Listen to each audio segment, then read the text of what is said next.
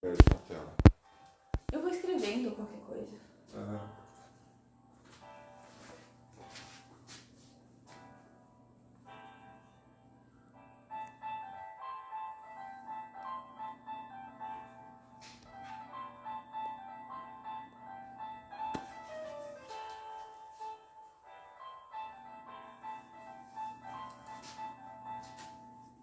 Bom dia para todos que estão entrando. Bom dia. Vamos começar já. Mandem os coraçõezinhos, enviem essa live para todo mundo que vocês conhecem, que gosta de kombucha, que está querendo fazer sabores novos, tudo. Vamos dar bom dia. Vamos dar uma boa audiência aí, que no final eu vou passar um pouco de estratégias, falar como saborizar as bebidas de maneiras diferentes e, em sequência, vou abrir para algumas dúvidas para todo mundo que estiver online aqui com a gente.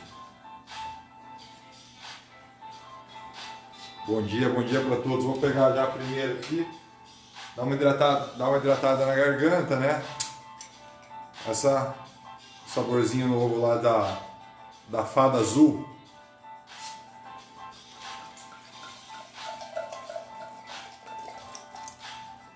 Aproveitar o sabadão animado. Todo mundo acordou bem? Saúde a todos! Viva! Peguem suas kombuchas, peguem um caderninho de anotações, que vai vir bastante conteúdo bacana aqui para vocês agora de manhã.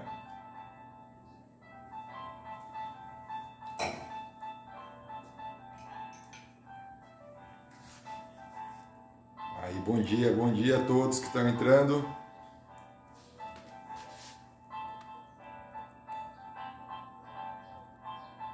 Sejam todos muito bem-vindos. Fada Azul, Tom, já começou a fazer aí? Tom, aluno novo já do curso, bom dia.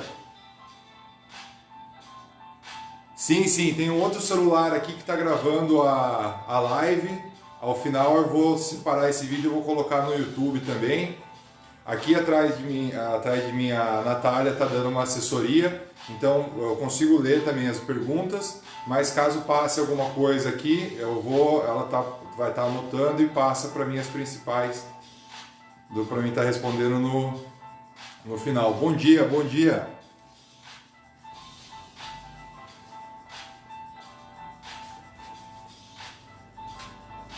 Deixa eu entrar mais, pessoal. Mande os coraçõezinhos, enviem para os kombucheiros, para as kombucheiras. Essas estratégias elas vão servir para kombucha, para kefir. Vou falar um pouco de cozinha de modo geral, tudo. Como não sei se todo mundo sabe, eu sou cozinheiro de formação e de coração. Trabalhei 10 anos já na área da gastronomia. E entrei no mundo da fermentação natural por um estudo de pães, e também de trazer mais saúde para o nosso dia a dia. Vamos lá, sejam todos muito bem-vindos. Vou só pausar o som aqui do lado e a gente já vai começar. Convidem seus amigos, tudo, chamem as pessoas para participar, que vai ser bem bacana esse conteúdo.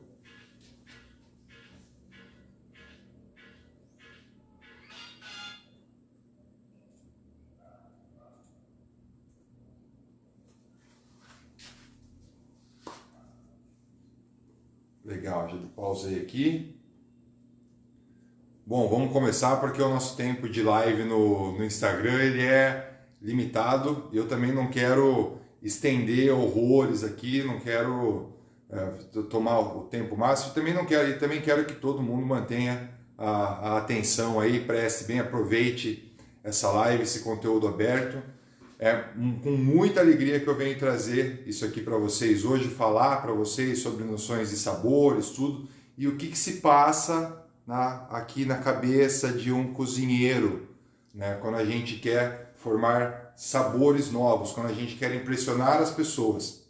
Por muito tempo na área da gastronomia, como cozinheiro, meu maior objetivo era agradar 99% das pessoas. Trazer sabores novos, trazer experiências novas, brincar com todos os nossos sentidos de quem vai consumir aquela bebida, aquele alimento que a gente vai preparar. Bom dia, Liz. Seja bem-vinda, Liz, seguidora minha, assídua, sempre comenta em todos os posts. Seja muito bem-vindo. Bom, vamos lá então. Vamos ao tema principal. Aqui tá espelhado, mas eu espero que vocês consigam ver. Todo mundo está me ouvindo bem? Consegue ter uma boa leitura aqui na lousa? Ela tá só alguns tópicos que eu vou passando. Vamos lá ao tema principal da nossa live de hoje. Estratégias de saborização. Né? Como saborizar as nossas bebidas, seja a base de kombucha, de kefir, seja a fermentação selvagem, espontânea e por aí vai. Primeiro de tudo, para a gente começar a falar de sabor, temos duas grandes diferenças. O sabor fisiológico, que é aquele que é igual para todos. É o sabor que as nossas papilas gustativas sentem quando o alimento toca nelas. O sabor fisiológico, ele é basicamente a reação química. Ele é igual para todas as pessoas. Ele não entra na parte da interpretação. Ele não é interpretativo. Existem pessoas que gostam de coisas mais ácidas, mais doces, existe gente que gosta de coisa mais picante, né? Então, o sabor, as primeiras duas noções que a gente tem que ter do sabor. Existe a parte fisiológica, que é a parte química, né? A parte real, que que todo mundo consegue sentir igual, e a parte interpretativa. A interpretativa pode ser boa ou pode ser ruim. Alguém pode não gostar de algum determinado alimento ou uma determinada bebida por não ter tido uma experiência boa com aquilo anteriormente. Né? Diferenças de sabores interpretativos que vocês podem ter. Para a gente é muito normal os queijos, principalmente os queijos europeus, que são maturados, mofados, tudo tem um gosto forte. Se você pegar esse mesmo queijo e levar para os asiáticos, eles vão achar aquilo horrível. Porque na interpretação deles aquilo não é gostoso. Agora, se você pegar aquele ovo preto dos asiáticos e passar para os europeus, eles não vão achar aquilo gostoso. Por isso que no sabor a gente tem o fisiológico, que é o sabor real, e o sabor interpretativo, que cabe à interpretação de cada pessoa. Né? Normalmente a gente pode fazer uma bebida que seja gostosa para nós, mas para outros não. Porém, com os conceitos aqui passados, vocês vão aprender a identificar melhor aonde vocês querem chegar com esses sabores e o que vocês querem despertar na interpretação das pessoas. Dominando esses dois sentidos é a chave para vocês fazerem bebidas impecáveis na base da kombucha e na base do kefir d'água. Vamos ao primeiro tópico, então, em relação aos sabores. Os sabores existem 1, 2, 3, 4, 5. 5 sabores principais identificados pela ciência: o amargo, o doce, o azedo, o salgado e o umami. Os sabores eles não são diretamente opostos, não é como o que a gente tem a noção do doce e do salgado. Eles estão até de forma lateral na estrela dos sabores, eles não estão alinhados. Nenhum deles é alinhado em linha reta diretamente com o outro. Nenhum deles são exatamente opostos um do outro. O que é doce, o contrário do doce, não é exatamente o salgado, o contrário do salgado não é exatamente o amargo, o doce. Enfim, eles são todos correlacionados. E não existe assim, por mais que a gente pegue, por exemplo, uma torta de limão. Uma torta de limão, ela vai ser doce misturado com azedo, né? Ele vai estar mais ou menos aqui nessa linha. Só que o limão facilmente, se estragar, ele vai lá para o amargo, não é? Se você exagerar muito no açúcar, pode vir mais para o doce, pode vir lá ou pode subir de volta para o amargo. O café é um outro exemplo interessante. O café por si ele é amargo, mas a gente gosta de variações dele. Por exemplo, o café com cardamomo, ele vem para o azedo. O café com açúcar, que é o que todo mundo toma bastante, ele vem para o doce. Né? Ele tem misturas de caramelo com açúcar, de caramelo de açúcar com O sal, por exemplo, ela vai ficar salva assim na internet depois. A gente pode fazer o caramelo, que é doce, e dar um contraste de salgado nele, né? Então, existem essas variações de sabores que eles são basicamente o sabor fisiológico, aquilo que as pessoas sentem ao alimento tocar na nossa língua. E cada alimento, cada ingrediente tem também o seu sabor próprio, né? A gente tem que saber identificar aonde que os nossos ingredientes, aonde que tá os sabores dele, para depois a gente saber da onde que estão os sabores, como que eles vão se transformar na fermentação, né? E daí gerar aquele sabor final da bebida que a gente espera que todo mundo sente, que todo mundo sinta e que tenha a interpretação daquilo. A parte dos 5 sabores, nós temos também as sensações. As sensações, elas são ligadas ao olfato. 70% do gosto que nós sentimos, ele vem do cheiro que nós sentimos. Então, é uma experiência bem prática disso, experimente comer qualquer coisa com o nariz tampado, ou quando a gente está com gripe, né, quando a gente está resfriado, a gente não sente gosto de nada. E quando a gente alinha os sabores com as sensações que são ligadas ao olfato, a gente pode distinguir as sensações de adstringência, que a adstringência seria a secura, ela é áspera, é como o álcool concentrado, né? Como um caqui que não tá maduro, ele é adstringente. Nós temos a refrescância, que a refrescância ela é a menta, ela é o gelado, é aquilo que a gente consome e pega o nosso olfato e gela, né? Tomar algo refrescante no frio é uma coisa que não é tão bacana, porque a gente sente respirar gelado. E, por último, também nós temos de sensações o picante, né? O picante ele pode bater um pouquinho na refrescância pelas pimentas, mas ele esquenta, né? Ele tem aquele ar de ardor, de ardência, algo que para muitas pessoas pode incomodar, para outras pessoas pode fazer elas salivarem, né? Indo lá ali tocando na parte do interpretativo. Então, tendo noções de sabores e de sensações, eu ainda tenho uma nova dimensão que eu gosto de trabalhar, e ela entra principalmente na parte das bebidas. São as amplitudes de sabores. As amplitudes é uma relação, vamos falar, amplitude ela quer dizer a altura, né? Aonde que aquele sabor se situa. Para ficar mais fácil o entendimento de vocês. O que é alto é fresco e o que é baixo é cozido ou maturado.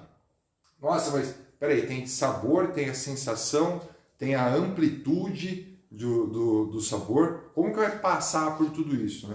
Calma, que você não precisa necessariamente aplicar todos os conceitos, todo o entendimento em uma só receita. Esses conceitos eles são interessantes para você formar a sua ideia do que você vai saborizar, como você vai saborizar. Mas vamos lá, para vocês entenderem melhor, aqui tem uma estrela de fresco, passado, cozido e maturado, né? Para cima tá os sabores altos, para baixo os sabores baixos. Tudo que é essa linha aqui é em relação ao tempo, certo? E aqui ao método, se teve cocção, se sofreu temperatura, enfim. No fresco, aqui sem cozimento nenhum, nós temos as frutas. Toda fruta in natura tem seu sabor fresco, tem seu sabor normal, puro, vamos falar assim. Se as frutas ao longo do tempo, se não passar por cocção, por nenhum método, por fermentação, elas vão chegar no passado, né? Aquele gosto de fruta passada que ninguém gosta de ter nas bebidas.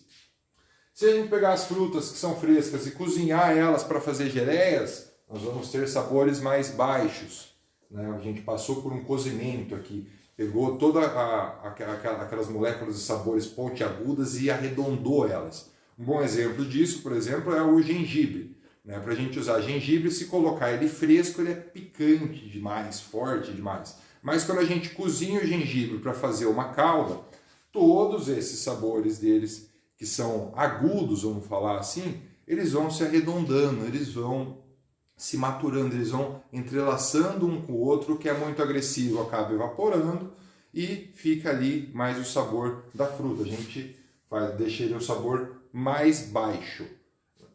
Um outro exemplo de sabor, para vocês terem ideia, que é o sabor baixo e maturado, por exemplo, são os queijos. Os queijos, eles passam, o leite cru passa por um processo de aquecimento, passa por uma inoculação, ele fermenta e depois descansa. Então o leite ele passou do fresco para o cozido e depois foi maturado.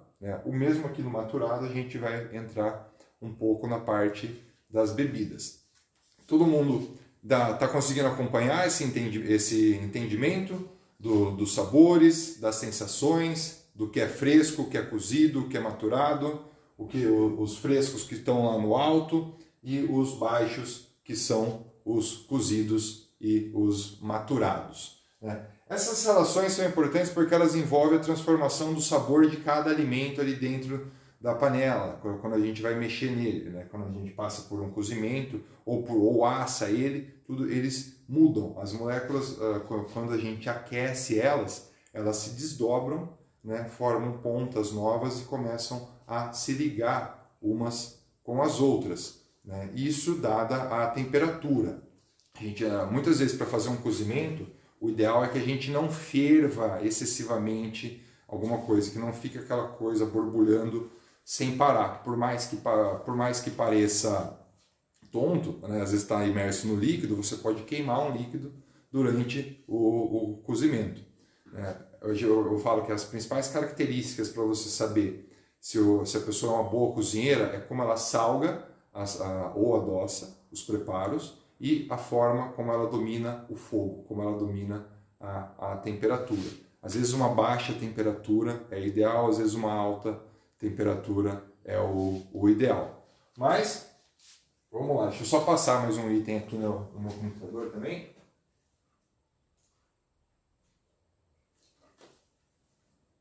Opa! Não, estava pitando um outro negócio. Enfim, voltando, caso vocês tenham algumas dúvidas, algumas coisas, pode ir mandando aqui que eu estou conseguindo acompanhar a live também. A gente tem um tempinho bacana aqui. Bom, agora a parte principal, A gente veio falar aqui. As estratégias. O que eu falei até agora nos últimos 2 dias, nos meus stories, também falo para todos os meus alunos. O pessoal fala assim, passa a receita de não sei o que, como que faz tal coisa. Gente, receita, ela é estática para um ingrediente. Não é porque você vai ver uma receita utilizando a fruta in natura, que ela serve para todas as receitas que você quiser usar fruta. Não é porque você vê uma receita utilizando extrato, xarope, enfim. Uma receita ela é muito estática, ela quer dizer apenas algum ingrediente. O que importa são os métodos. Sabendo os métodos certos, como usá-los, você consegue absorver e replicá-los para misturar os ingredientes, lembrando dos sabores que eles têm e entendendo como que eles vão passar nas saborizações. Para onde que o sabor vai desenvolver depois que ele for fermentado. Mas o principal, são 3 estratégias aí que eu considero amplas e que elas abordam quase tudo que eu já vi sobre como saborizar bebidas. Estratégias com frutas in natura, pode ser a frio ou não. Basicamente, pegar as frutas cortadas, colocar no líquido em fermentação e deixar elas ali um tempo para fazer a saborização. Tem os prós e contras, já vou explicar um pouco mais disso. Estratégia para utilizar xaropes caseiros ou decocções, que é, como eu falei ali agora, o exemplo do gengibre. A gente pega o gengibre sem casca, corta ele em pedaços médios, coloca para cozinhar junto com açúcar, ou não, depende da quantidade, eu sempre uso um pouco de açúcar. Vamos fazer um xarope ou uma decocção do gengibre. Sempre caseiro, industrial, não serve muito bem para fermentação, a não ser que seja próprio, tá? Porque muitas vezes pode ter algum conservante, pode ter alguma coisa ali que evita a fermentação. E nós temos também os extratos a frio. Por mais possa parecer estranho, o cozimento ele pode ser tanto no quente quanto no frio. Viu? O ceviche, por exemplo, ele é um prato que é cozido por frio e por acidez. Né? Então, quando a gente leva um agente saborizante, no caso dos pratos a frio, sempre as especiarias, tá? A gente coloca ele meio ácido, que pode ser o nosso starter da kombucha, pode ser um vinagre, pode ser uma água com suco de limão. E a gente também, ou a gente coloca ele meio alcoólico, né? Pode ser uma garrafa de vodka, uma garrafa de gin ou álcool de cereais. Qualquer especiaria a gente colocar em meio ácido e resfriar por um tempo, ali depois de 12 a 24 horas, a gente vai conseguir extrair o sabor ali e fazer o extrato a frio. Quais são as vantagens e as desvantagens e algumas ideias para vocês usarem esses métodos? As frutas, elas em natura, elas sempre tendem a apodrecer, elas sempre tendem a passar do fresco para o passado em relação ao tempo, principalmente se estiverem imersas em uma bebida que está fermentando. Né? E a fruta, quando ela passa do fresco para o passado, ela vai começar a ter aqueles off flavors, ela vai ter um sabor de fruta passada, que não é bacana e que não agrada ninguém. Mas ela ainda é uma estratégia boa. Para você saber se a fruta que você vai usar in natura, ela é bacana, ela não pode ser uma fruta que apodreça muito rápido. Por exemplo, o morango. O morango ele estraga até na geladeira. Por mais que a gente usar a fruta in natura e deixar ela fria na geladeira, é muito fácil você chegar no sabor passado. É uma fruta que ela estraga rápido, ela é mole, ela apodrece. A maçã, por exemplo, a maçã já é o contrário. A maçã ela é uma fruta que se você cortar ela em pedaços médios, deixar em meio ácido, que ela não vai escurecer, e botar na geladeira, você consegue ter um sabor de maçã bacana, né? Aí sem pegar cor até, aí sem pegar esse off flavor, você consegue esconder o sabor, a origem da maçã. Você pode fazer um chá verde, né, que ele vai ser levemente amarelado, esverdeado, e colocar sabor de maçã nele, né, sem ter o tom vermelho da casca da maçã, por exemplo. O abacaxi, ele também é bacana para utilizar essa imersão da fruta direto na bebida. Ele também é uma fruta que demora para passar, então o abacaxi aqui também funciona legal. Dá para você fazer xarope de abacaxi, de maçã, e usar da mesma forma. Mas, por exemplo, nas frutas vermelhas, o ideal é que se faça o xarope. Por quê? O xarope ele demora mais para estragar. Você condensou os sabores daquilo ali em uma coisa mais maturada, né? Só que com o tempo, na fermentação, o mais incrível de tudo que é maturado, ele tende a voltar para cima. Ele tende a voltar a ficar fresco. Né? Então, sempre que a gente faz um xarope, a gente concentra na panela os sabores, né, para que depois, durante a fermentação, ele seja se desdobrado. Tom, o maracujá, cara, ele é o seguinte, você consegue fazer ele tanto in natura, usando a polpa e as cascas, e pode fazer xarope também. A diferença de usar a fruta é que ele vai ficar bem mais ácido. Se você fizer o xarope, ele traz mais cor. Só que a diferença é que sempre que você faz xarope, o sabor, o frescor, ele não volta 100% igual era o fresco. Ele volta ali, ele vai ali perto, né? Mas ele nunca é igual usar a fruta in natura. Do abacaxi, o abacaxi é uma coisa que enrosca realmente todo mundo, né? Porque ele tem uma boa quantidade de leveduras novas, tudo, e faz a kombucha ficar explosiva muito fácil. Eu tenho um exemplo que eu uso aqui, o abacaxi, que vai ser bem interessante. Enfim, continuando, e nós temos também o uso de extratos a frio. Né? Os extratos a frio quando a gente usa especiarias. Qual que é a vantagem de se preparar extratos a frio contra colocar a especiaria direto no chá? Se a gente preparar o extrato, a vantagem é que a gente consegue mesclar os sabores ou não. Né? A gente consegue colocar extratos diferentes e regular o sabor final ali na hora que a gente está adicionando o extrato. Se nós colocarmos as especiarias direto na bebida, além de muitas delas terem ação bactericida e fungicida e dar problemas à sua fermentação, você dificilmente vai saber o ponto, né? Às vezes você pode provar, isso já aconteceu. Você pode provar ela agora e ela está com gosto bacana. Ah, não consigo envasar agora, vou envasar daqui 1 hora. Na hora que você vai provar daqui 1 hora já está com gosto metálico, horrível, que está assim, estragando, nossa, arranhando o paladar. Não é bacana não. Pode fazer meio a meio sim, Flávia. Você pode utilizar extratos, frutas, xaropes, já vai ser o próximo ponto aqui. A live vai ficar salva sim, não tem problema. Pode deixar aí que a live já vai ficar salva. Deixa eu só... Beleza, vamos continuar. Todo mundo tá conseguindo entender? Uma proporção de frutas e uma porção de xarope. Pode sim, sem problema nenhum. Esse aqui, isso que é o bacana da fermentação. Principalmente, cada fermentação ela tem o seu terroir próprio. Cada cultura de bactérias ela é única. A kombucha que eu tenho aqui não é exatamente igual às kombuchas que vocês têm. E principalmente, isso que a Flávia perguntou, se pode usar uma porção de frutos ou de xarope.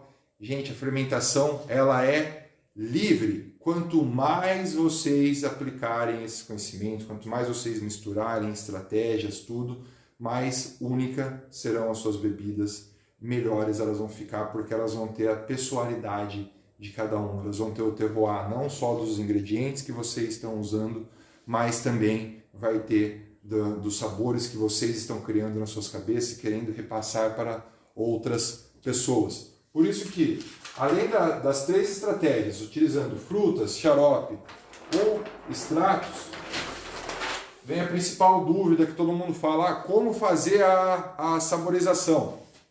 A gente tem o espaço da F1, que está lá no vidro, e a F2, que já está na garrafa.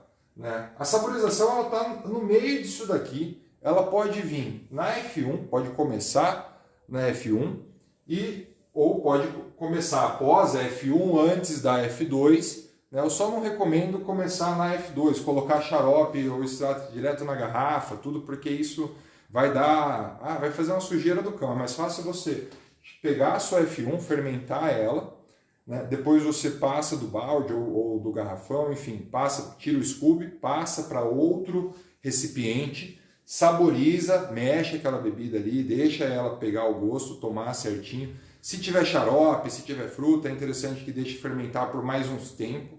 Então, assim, a F1 ela pode alongar com a saborização, sem o Scooby, tudo, não existe bem uma regra nesse ponto. A única regra que vocês têm que ter em mente é o seguinte: na F1 aqui não pode faltar o chá da camélia, o açúcar e o Scooby. Você pode fazer uma F1 com o Scooby por alguns dias, em sequência tirar o Scooby e usar aquele líquido ali como um starter para colocar outro chá, outro xarope. Não existe exatamente assim uma regrinha padrão. Existem alguns conceitos que é aplicado na indústria, para saborização, mas para fazer em casa, gente, pratiquem a liberdade. Tendo chá, tendo açúcar em boa quantidade, os 2 itens, a coisa vai fermentar e vai acontecer. Vamos lembrar que a kombucha ela é lá de antes de Cristo, então não existia muito conceito malemar uma balança com precisão. Então esqueçam regrinhas muito chatas e pratiquem a criatividade aí para vocês poderem fazer a sua saborização. Vou dar um exemplo de saborização. Teve uma kombucha que eu passei para a Eliane, da Casa dos Fermentados, e é uma kombucha inspirada numa cerveja belga, a Witbier, que é uma cerveja feita de trigo com laranja e sementes de coentro. Posso usar o chá de outra planta para F1? Pode sim, mas você tem que ter uma boa dose de arranque de chá verde, pode ser um arranque novo, ou colocar uma parte do chá verde ali na F1. Mas, vamos lá. Exemplo aqui da Witbier. Passei lá para a Eliane esse exemplo de fazer uma base de chá verde com laranja e as sementes de coentro para fazer uma kombucha inspirada lá na Witbier belga. Nós podemos fazer essa receita de diferentes formas, eu fiz ela de várias maneiras para saber qual que ficava mais legal para mim. Exemplo, a laranja. podemos saborizar ela a frio. Quer uma caneta? Podemos saborizar ela a frio, somente a casca aqui após a F1. Faço a F1 da laranja, tiro o scooby, passo para um outro balde para ele decantar, coloco a casca da laranja ali, junto com as sementes de coentro, direto, se for o caso, mais sementes.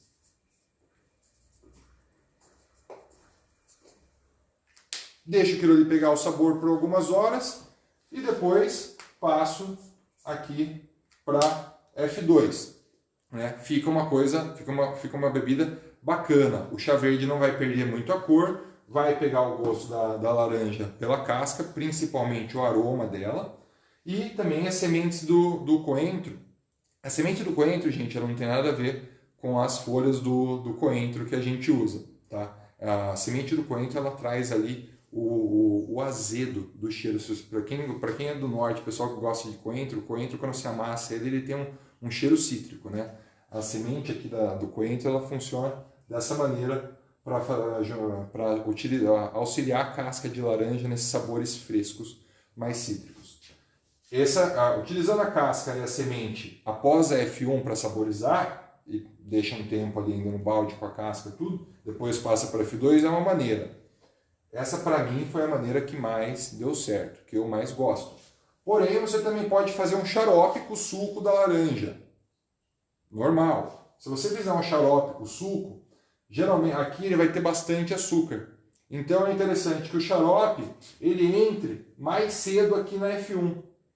Que ele fermente por mais um tempo, porque esse excesso de açúcar, tanto da frutose, como o açúcar do xarope que a gente usa para fazer, ele também vai ser consumido na fermentação. Né? Se você fizer o xarope, ele precisa de mais tempo para fermentar, não só para consumir o açúcar, mas para esse sabor que você concentrou aqui da laranja, no caso, para ele se desdobrar. Porque você não está usando algo fresco, você está usando algo maturado. E lembra, sempre que a gente pega algo maturado, a fermentação sobe ele. A fermentação deixa aquilo vívido, deixa aquilo fresco, deixa aquilo refrescante muitas vezes. Então nós podemos, a mesma receita de Witbier, por exemplo, de laranja com coentro, a gente pode usar a casca frio ou o xarope do suco. Nós podemos usar a semente de coentro direto na fermentação também, ou nós podemos fazer o extrato, pegar lá uma parte de semente de coentro, colocar num starter bem ácido e deixar na geladeira. A vantagem, como eu falei, a vantagem de usar o extrato é que você consegue alinhar de uma vez só, você não tem que ficar toda hora indo lá provar e experimentar o sabor. Né? Tem a parte bacana de você fazer com a casca e com as sementes direto, é que você vai entendendo a evolução da bebida. Cada vez que você entra, você vai lá, você prova na hora que você colocou o saborizante, você prova uma hora depois, você prova no dia seguinte, você vai começar a entender cada vez mais. Tá? A fermentação ela não é uma ciência exata, ela é uma ciência prática. E cada vez mais a gente tem que experimentar as coisas para ter uma memória gustativa do que está acontecendo ali e poder saber se aquilo está indo para um lado bom ou para um lado ruim. E também para experimentar, para poder conhecer todos os sabores que ali se desenvolvem. Entenderam que dá para usar diferentes técnicas, diferentes meios para saborizar com os mesmos ingredientes? Basta você olhar para os ingredientes e pensar, não, isso eu vou fazer dessa forma, essa fruta eu vou fazer xarope, isso aqui eu vou fazer um extrato, não, isso aqui eu vou colocar para fermentar na F1 mais nova, isso aqui eu vou colocar na F1 mais passada. Esse foi um exemplo de kombucha inspirada na Witbier de laranja e coentro. Um outro exemplo que eu fiz aqui esses dias de frutas vermelhas e canela. As frutas vermelhas poderiam ir in natura na kombucha. Fez F1, colhe, coloca lá as frutas frescas e vai para a geladeira. Só que as frutas vermelhas na geladeira, mesmo se já não tiver em algo que esteja fermentando, elas passam em 2, 3 dias. Se a gente colocar elas direto na fermentação, elas têm uma polpa mole, né? Aquilo vai ficar passado muito rápido. Não dá tempo dela pegar sabor e se conservar aquele sabor, sem ele ir pro passado. Então, nesse caso aqui, eu usei um xarope de frutas vermelhas. Preparei as frutas com água e açúcar, coloquei boa parte do xarope aqui já na F1 junto com chá preto, né? E a canela dá para fazer extrato ou dá para colocar direto. Eu coloco direto sempre, porque eu tenho um probleminha com a canela. Eu acho que a canela demora muito para pegar gosto e também gosto dela muito leve. Então a canela eu coloco aqui no finalzinho. Depois que o xarope fermentou legal, pegou as frutas vermelhas doces, fermentou, começou a passar para o ácido, está bem ativo aquilo, aí eu coloco a canela aqui no final, porque a canela ela é um agente potente para inibir a fermentação. Poderia fazer com extrato de canela também direto, né? Então, mais um exemplo, frutas vermelhas e canela. Isso daqui veio de uma cerveja especial que a gente tomou. Olhamos a cerveja e falamos assim, puxa, combinou na cerveja, né? Vamos fazer na kombucha também. E esses dois sabores aqui, por serem coisas mais maturadas, ele ficou mais bacana com o chá preto, né? Porque o chá preto ele é mais floral, ele já passa por uma fermentação antes, ele já foi concentrado antes, ele é mais aromático. Diferente do chá verde, que fica mais interessante para outra que eu acabei de passar de vitibir, né, que é a de laranja e coentro. Vamos para mais um exemplo. Agora esse aqui é para confundir a cabeça. Todo mundo conhece uma bebida que chama aluá. Tem aluá de abacaxi e tem aluá de milho. Eu sei que lá para o Nordeste é mais comum o aluá. É uma bebida fermentada naturalmente com abacaxi, rapadura, gengibre, pimenta jamaica e por aí vai. Aqui dá pra gente... Esqueci de colocar o gengibre.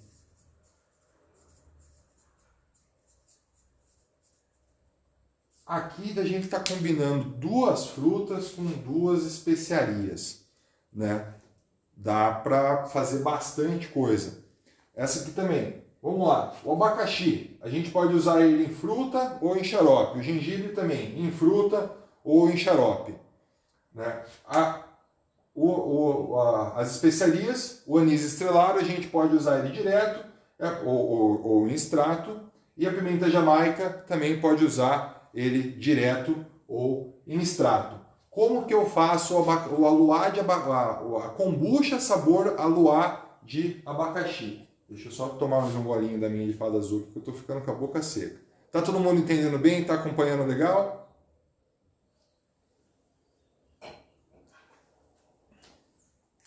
Vamos lá. Para fazer essa bebida de aluá, quais os diferentes meios e qual que eu faço? Na F1 eu coloco o meu chá verde com açúcar, um pouco, mas eu coloco uma calda de gengibre aqui, porque o gengibre, ele... Nossa, gente, vocês podem testar, tem que fazer isso para vocês conhecerem. O gengibre in natura, direto, ele fica uma coisa extremamente agressiva, para mim, extremamente picante. Então eu coloco uma calda de gengibre aqui na F1, junto com o chá verde. Deixo ele fermentar por alguns dias. Depois, no meio aqui, que eu tiro o scooby, eu coloco o abacaxi e fruta. Naquela F1 que fermentou do chá verde com o gengibre, depois eu coloquei o abacaxi. Porque o abacaxi eu quero ele até mais fresco aqui. Se eu concentrar o abacaxi em calda, ele é uma fruta que não fica tão fresca depois na fermentação. Então eu venho com a fermentação da calda de gengibre com o chá verde. No final, coloco o abacaxi e fruta. Esses dois aqui, o anis e a pimenta jamaica, eu faço eles por extratos, né? Os dois, e extratos separados. Por quê? Se você fizer extrato dos dois juntos, eles vão brigar um com o outro, eles não vão ter o mesmo sabor separado de um com o outro, né? E também você vai atrapalhar porque a absorção, porque todo líquido tem uma capacidade de absorver. Então aqui eu coloco os extratos logo depois dele fermentar um tempo com o abacaxi. Sempre que eu coloco o abacaxi, eu tenho que deixar ele fermentando mais um tempo. né? Porque é normal a gente colocar a fruta in natura, deixar um dia ou colocar ou às vezes de um dia para o outro, na hora que a gente vai engarrafar, aquilo lá acaba ficando explosivo, né? A fruta ela tem muita frutose e a frutose na fermentação vira álcool e gás. Então é bom a gente colocar a fruta um pouco antes de colher, deixá-la fermentar para que aquela frutose virar álcool, virar gás, esse gás inicial sair em excesso e essa frutose que virou álcool se desdobrar também em mais ácidos, porque aqui a gente ainda tem a ação de bactérias da kombucha funcionando, né? Depois que está pronta a bebida, que ela sossegou um pouco a fermentação, eu regulo os sabores com os extratos, né, para dar o sabor final ali da especiaria. Mexo ele bem, tem um problema, não consigo misturar as coisas e não mexer, tá? Na hora que eu coloco o extrato eu mexo, dá mais uma errada na bebida, aquilo decanta e daí que vem para garrafa aqui na F2. Ah, poderia falar aqui outros meios, aí para vocês explorarem, né? Poderia fazer uma calda só de abacaxi com gengibre, colocar aqui direto na F1 e deixar isso fermentar. Só não recomendaria colocar as especiarias na calda, porque sempre que você cozinha a especiaria e coloca ela muito cedo na fermentação, como tem que ser com as caldas, as especiarias elas retardam a fermentação. Elas vão deixar aquela coisa mais letárgica, mais devagar, assim, vamos dizer. Então não é muito bacana você colocar as especiarias direto nas caldas, né? Usem elas de preferência como extrato ou direto ali no balde de fermentação. Certo? Deu para entender esses conceitos? De onde usar, como colocar, se tem mais açúcar, coloca mais cedo na F1, deixa fermentar mais tempo. Se não tem, vamos usar extratos, põe lá para baixo, mais perto da F2. É tudo uma relação de tempo, né? Tem lugares, tem épocas do ano que a F1 ela é muito rápida, né? A coisa fermenta em 2, 3 horas, como tem horas que a F1 é muito demorada, né? Então, vocês têm que testar, vocês têm que praticar. E o mais importante de tudo, combinem métodos. Combinem, pode usar, que nem no Aloá, usa fruta in natura, usa xarope, usa extrato. Você pratique essa liberdade. Você pode começar a colocar sabor nas suas bebidas junto na F1. Você pode começar a colocar sabor entre a F1 e a F2, você pode colocar sabor um pouquinho antes da F2. Não existe exatamente uma regra. Então vocês têm que olhar, olha, você tem que ver a fruta, imaginar se ela apodrece rápido ou não. Como que fica uma geleia daquela fruta, se aquilo vai ter um gosto subido, se não. Né? A especiaria, se ela é uma coisa picante, se ela é uma coisa mais aromática. Às vezes fazer a combinação, ferve tudo em casa, vê como é que fica pronto, aquele gosto cozido. Lembra sempre que quando a gente fermenta algo cozido, algo baixo, ele se eleva de volta. Por isso que a kombucha de frutas vermelhas, ela fica com uma cor bacana. Quando você toma, ela tem gosto de fruta vermelha fresca, só que ela foi cozida antes. Né? Por mais que você pegue algum morango, por exemplo, ou framboesa, que são mais ácidas, quando você cozinha, essa acidez arredonda, ela diminui, fica mais harmonioso no final, certo? Então, pratiquem essa liberdade, combinem métodos, não tenham medo de errar. O que não pode faltar é, na F1 principalmente, né?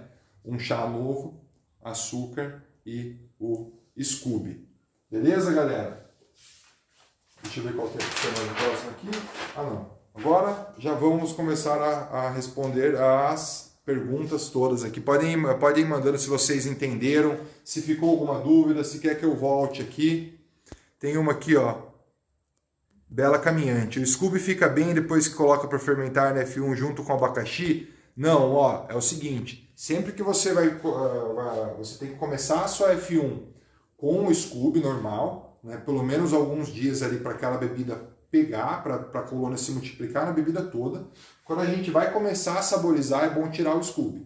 Né? Seja vai colocar fruta, tudo, vai colocar outros itens, a gente tem que tirar o Scooby, porque se a gente não retirar, a gente pode estar contaminando ele com outras leveduras, com outras bactérias do ambiente, e ele não vai ficar legal às vezes para você colocar de volta em outra fermentação. Você pode desequilibrar a saúde da colônia, né? Então sempre começa a F1 ali com o Scooby. Se for colocar xarope, aí ok, porque o xarope ele já está neutro, né? Como foi cozido, não tem mais nada ali de levedura ou bactéria.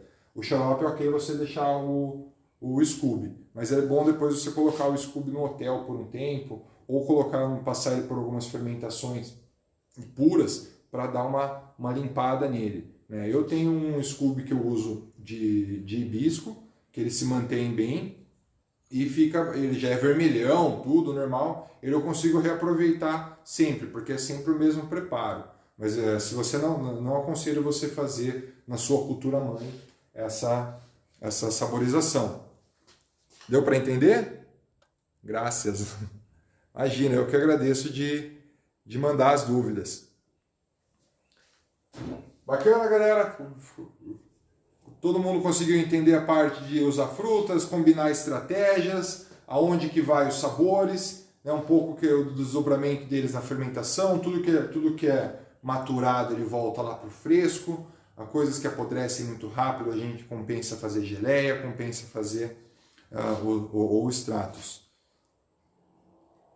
Estou fazendo pela primeira vez. Sempre a F1 vai ser de 7 dias? Não, Alessandra, varia muito da temperatura e da sua cidade. Tem pessoal, por exemplo, eu vejo os alunos meus lá no sul, eles estão com dificuldades aí, levando 14, 15 dias para fazer a primeira fermentação, e o pessoal lá no Nordeste está com 2, 3 dias aí para fazer a fermentação.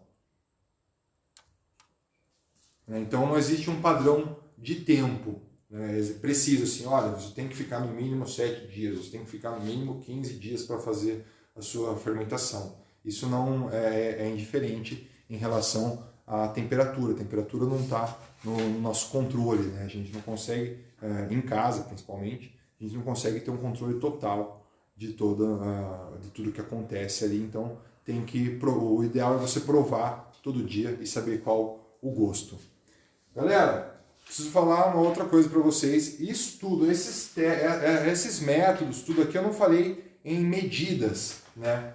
Isso era esse conteúdo todo saiu de um livro que eu fiz, tá? O link já está na minha bio.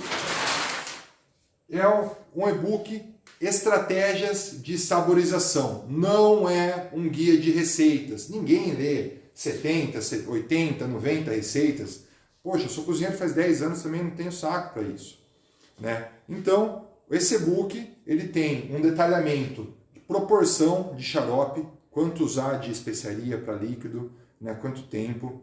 Tem proporção do extrato, proporção de xarope, água, açúcar e fruta, proporção de frutas in natura para utilizar. Tem alguns detalhamentos para frutas e xaropes que eu já fiz. Tudo. Tem 24 ideias como essas que eu passei aqui, que você pode fazer as suas kombuchas. Então, não é um guia de receitas, é um guia de estratégias, com fluxograma, com passo a passo, explicando tudo que foi feito aqui, tudo que foi passado. E para quem está nos meus grupos de WhatsApp, o link está na minha bio do Instagram. Para o pessoal que está no grupo, até na segunda-feira, está rolando o link com 50% de desconto do e-book, certo? Na minha bio do Instagram normal, na página de vendas, o e-book está no preço cheio. Mas para quem está dentro dos meus grupos, para quem já se interage, sabe que eu dou o maior apoio lá para todo mundo, o maior suporte em dúvida de saborização, um monte de coisa, porque a intenção aqui é ensinar a todo mundo a fazer boas bebidas, a fazer bebidas únicas, a melhorar de saúde, a melhorar de vida e praticar mais a fermentação natural em casa. Existe diferença entre geleia e xarope para F2? Sim, a geleia ela é mais concentrada ainda as frutas, né? Eu não gosto muito de usar a geleia porque se você deixar pedaço de fruta na geleia, tudo que for de fibra e você colocar na fermentação, você tem chance de chegar em sabores passados, em sabores que não são muito bacanas, né? Então geleia só se for aquela assim bem filtrada mesmo, aquele líquido bem gelificado. Tá? E faz a geleia daí com a pectina da maçã, não usa gelatina nem nada do tipo. Beleza, galera? Todo mundo entendeu? Gostaram do conteúdo hoje? Depois, quem quiser, tira print, me marca nas publicações, nas kombuchas que vocês forem fazer. Qualquer dúvida que vocês tiverem, pode mandar um direct também, eu respondo todo mundo no máximo que eu consigo. Lembrando para todos, o e-book com desconto de 50%, ele vai sair por R$ 37,00, tá? É um e-book com 37 páginas, R$1 por página. Tem todo esse conceito da esteira dos sabores, das sensações, para o pessoal que já está na turma 2 e na turma 1, para quem já faz parte dos meus cursos, esse e-book já está disponível para eles. Então, se você comprar a turma 2, você ganha esse e-book. Mas se você já tem a prática, tudo, não quer ver tudo do zero, está só interessado na parte de sabores, esse aqui é um material bacana para vocês. Deixa eu ver.